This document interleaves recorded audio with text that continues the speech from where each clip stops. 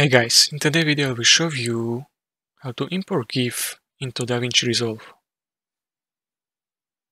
Save GIF file to your desktop or any location. Now open your web browser and search for Convert GIF to MP4 on Google.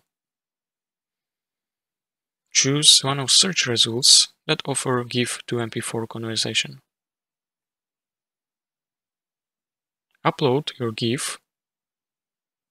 Click on Convert to transform the GIF into MP4 video.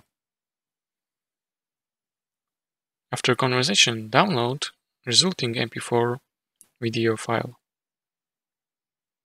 Now open Davinci Resolve, create a new project or open your existing one.